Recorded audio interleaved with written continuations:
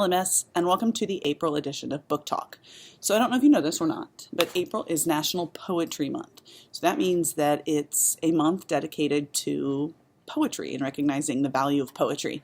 So I'm actually growing up was not a huge poetry fan until I realized that most music lyrics are poetry.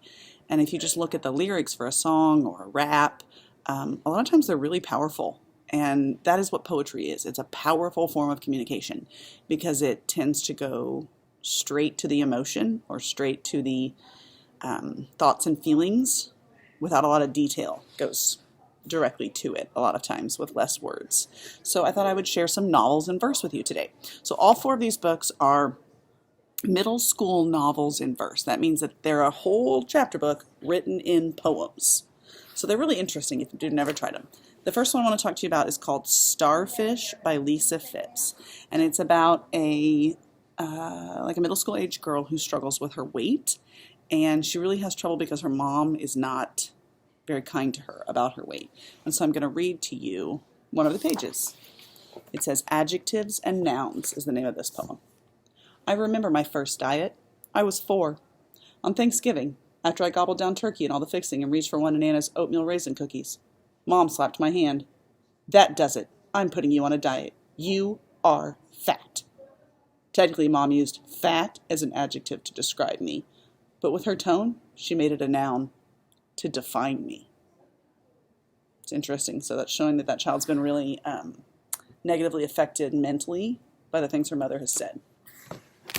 Let's look at the next one. This one's called The Road to After.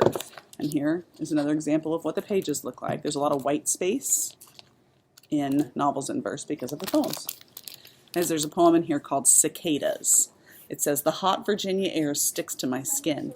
A constant buzzing fills my ears. Giant bugs called cicadas play a symphony every day, announcing it's over 82 degrees. When I find some of their old exoskeletons, I put them in a glass jar. I love how cicadas outgrow themselves and become something new, something different than they were before. Maybe I can shed my old life like an exoskeleton too. So it's about a girl going through changes in her life and how she wants to be a different person on the other side.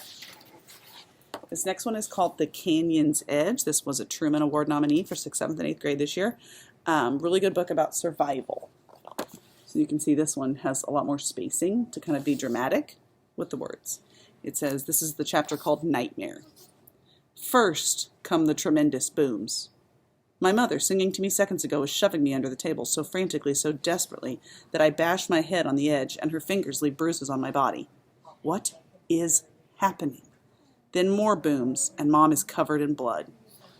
So that one's a really interesting part of the book about when her mother is killed. So this is just another example. The last book I want to talk to you about is called The Magical Imperfect. It's another novel in verse, of course. You can see that it's written in poems. The chapter I'm going to read to you is called 506. It says, the shouting starts. Malia's skin is white with plaster dust, her face like a ghost. Grown-ups pouring into the room, scooping up kids and disappear. Eaton, we need to get outside.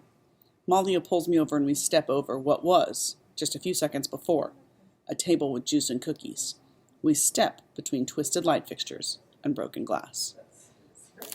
So I just wanted you guys to get a glimpse into the world of novels in verse, and you can see if this is something that you might be interested. In the library, they are in their own section with a dark blue dot on the top. So it's not really by genre. It's not like they're in the mystery or they're in the science fiction. It's all the novels in verse in one area. Some could be mystery, some could be action. They're all mixed in and they're all written in poem form. So since it's National Poetry Month, I think you ought to give it a try. I'll see you in the library.